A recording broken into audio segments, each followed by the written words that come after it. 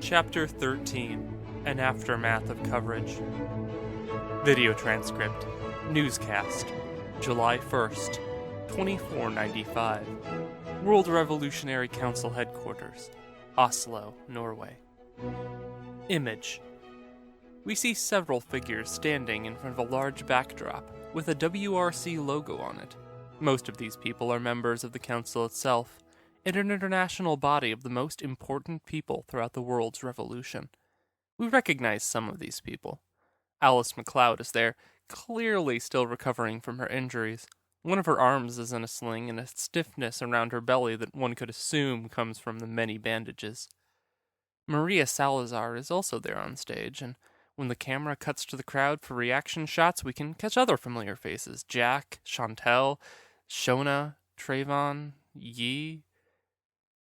The surprise on the stage is Manuel Salazar, who was formerly under a kill or capture order. A mixed-race woman we haven't been introduced to before. The leader of the WRC, Pauline Lamarck, steps forward to much applause. Pauline. Thank you. She gestures for the crowd to stop applauding. It continues. Thank you very much. The crowd dies down slowly and then finally drops off. When this revolution began, we were prepared for a long fight, a war that would tear this planet apart at the seams. However, thanks to the intelligence gained by Alice MacLeod, also known as the Songbird of Liberation, we were able to win this fight in not years, but in mere months. Such a quick turnover of the world is unprecedented in our history, and today we mark the official end of the conflict. There is a pause as more applause erupts, as well as chants of "Songbird! Songbird!"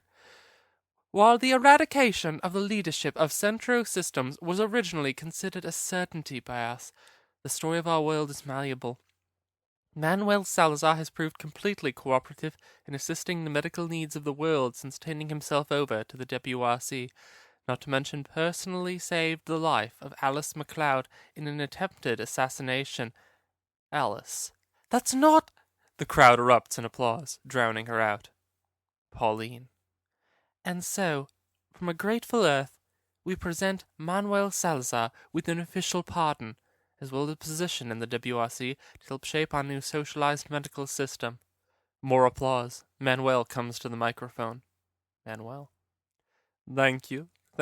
I'll keep this short. Our struggle is over. For those of you who love the old world, do not clutch to it. Instead, rejoice in the chance to build a new future.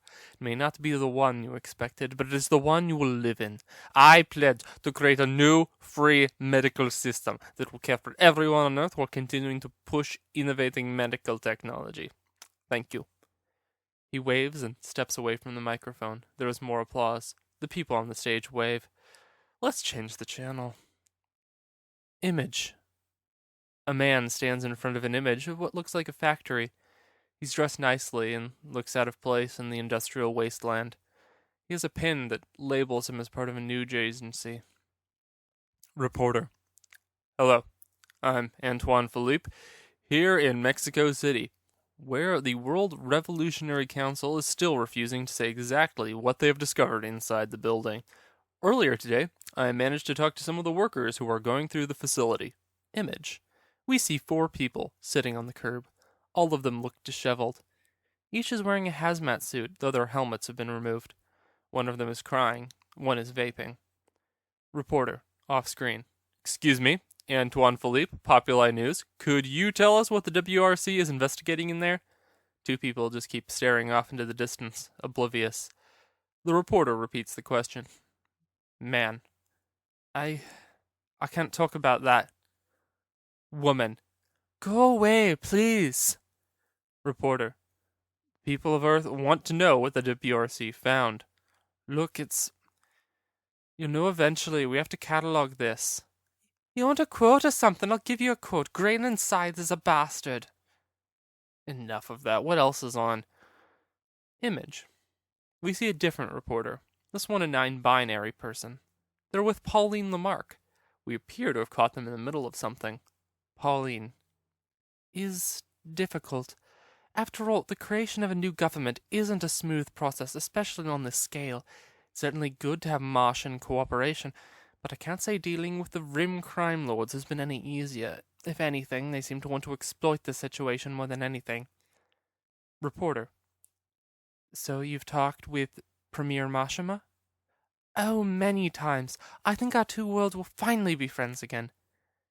Now, on a different note, I'm sure you've heard the public outcry for the death of Graylin Scythes. Of course. Can you confirm that she will be executed? She will be granted a fair trial like anyone else. The case is more complicated than most people know. Could you explain that? I'm afraid not. There's a lot about this that is confidential. I'm sure you've heard Alice MacLeod's opinion on the matter. Many analysts say we can't trust her judgment, that she is suffering from survivor's guilt or post-traumatic stress disorder. I'm not going to put words in her mouth. She seems of sound mind to me, and she said what she said. But, wait, what did she say? Let's scroll through the news feed. Oh, now that video is just spam. There we go. Let's pull this one up. Image. Alice MacLeod is inside an old tavern. She appears to be swigging from a big mug of mead with her good hand. We hear, but do not see, a third reporter, this one a woman. Her voice sounds nervous, as though she's rather new at the job. Maybe just slightly starstruck. Thank you for taking the time to talk to me, Miss MacLeod. It's my pleasure. I've heard from people close to you that you didn't expect to survive the revolution.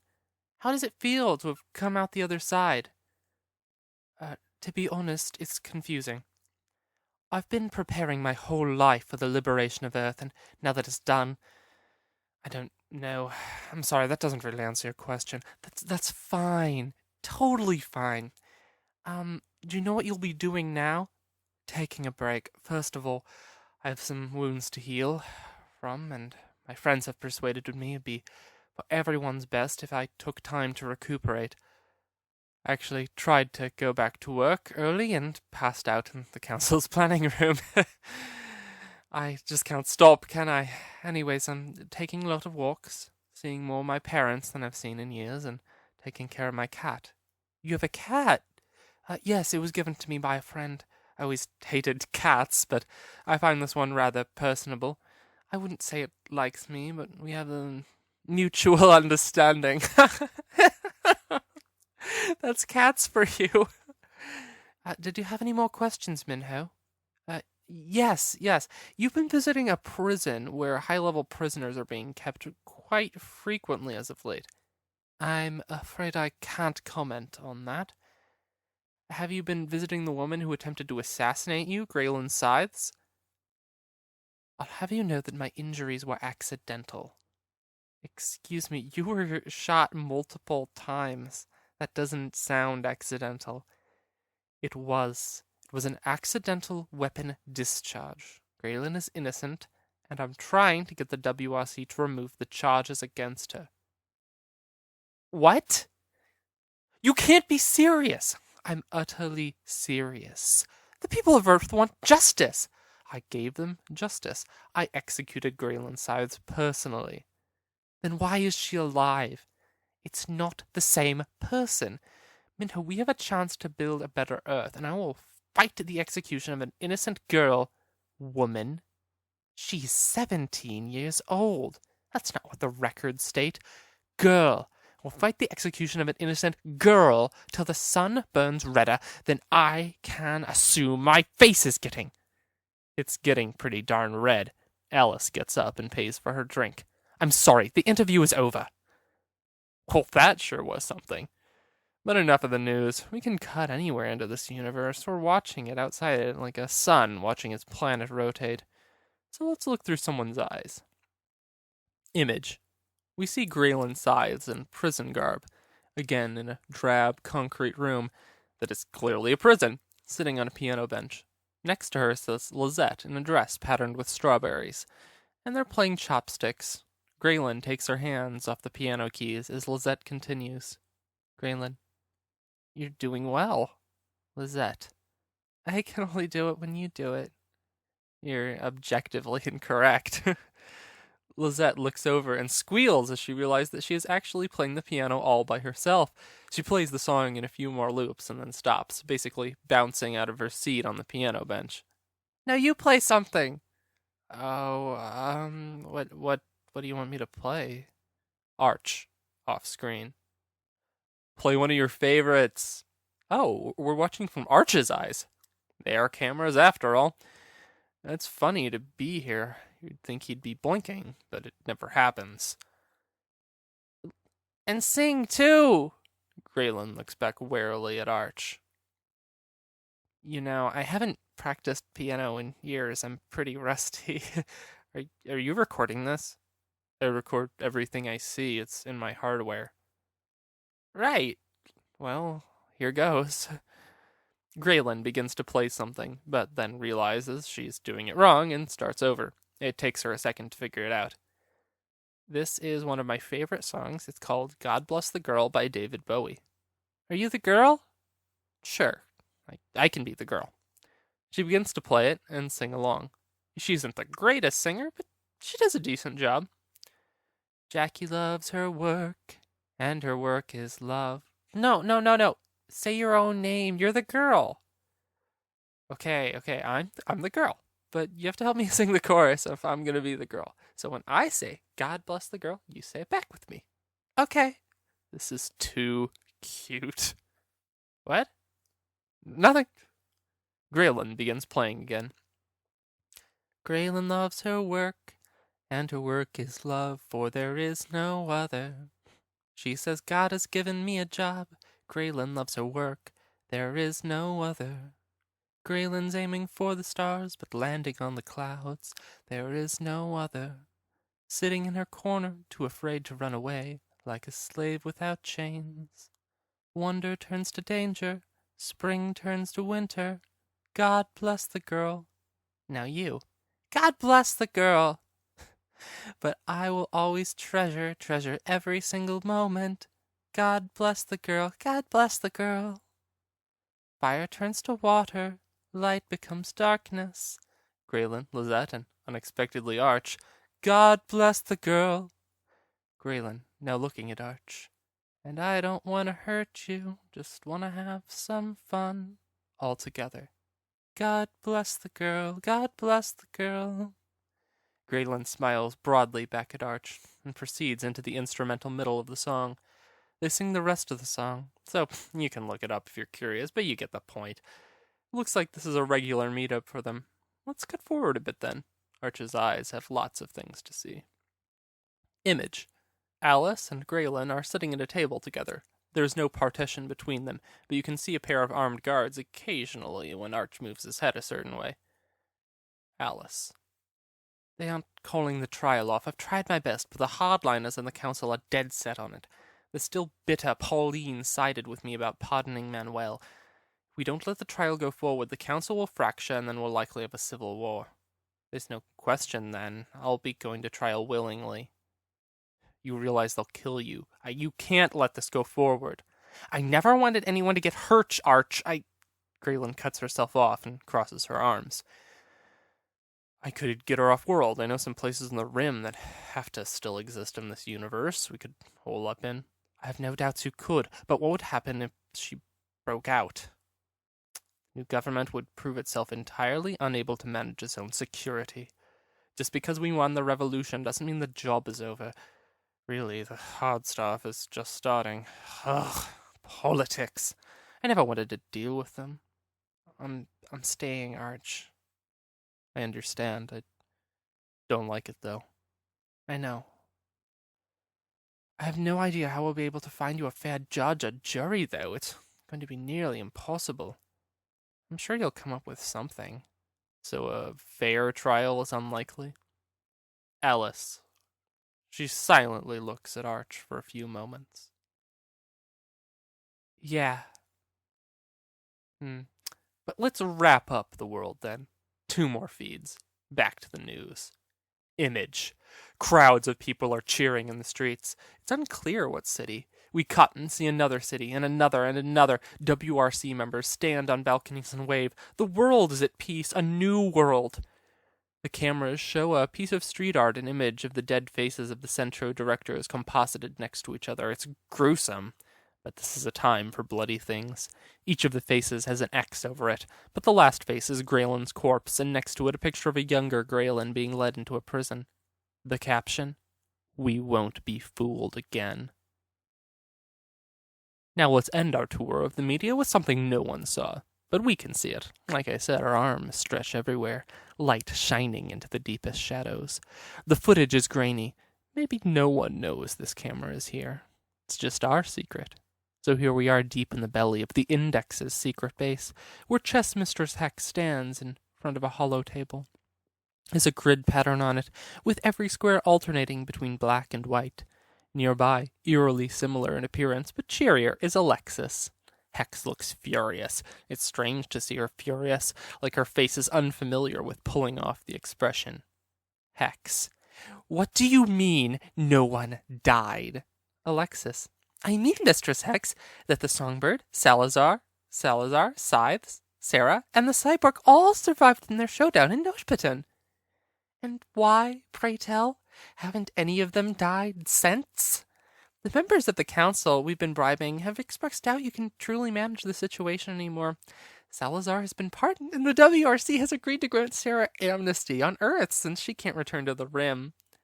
Hex swipes an expensive-looking teacup off the edge of the hollow table. It breaks with a tiny crash, and even Alexis flinches, her smile faltering.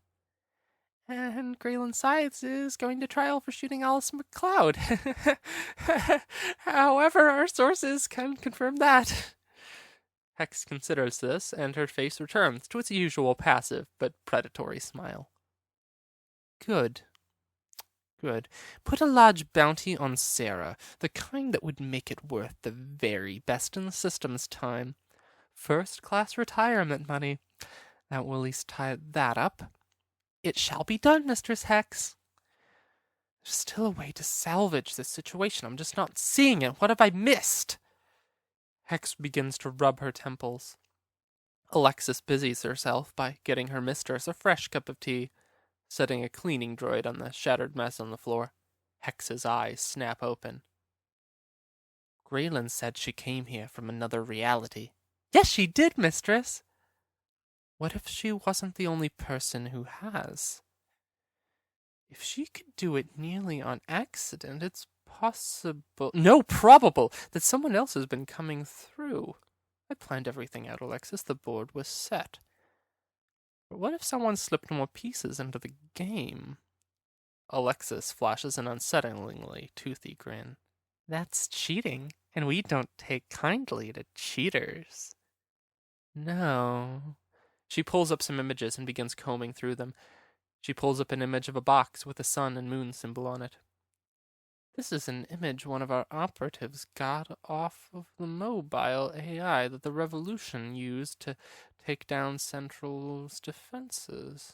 An AI I'd never heard of before, with a logo and color scheme that the Revolution doesn't use at all. Now why would that be, Alexis? Alexis shrugs, smiling, as though she is very pleased she doesn't know. I thought I was whispering in the ears of both players, but someone else was rigging the game while I was maneuvering. It's a shell game. She does a search for more images of the sun-moon symbol. Several things come up, including a pin bought by a researcher in Guatemala centuries ago. It seems to show construction techniques not possible during the period it dates from. There are also a few blurry pictures of a pair of figurines, one in shorts and a hoodie, and the other in a hoodie under a sport coat, their faces hidden in every shot.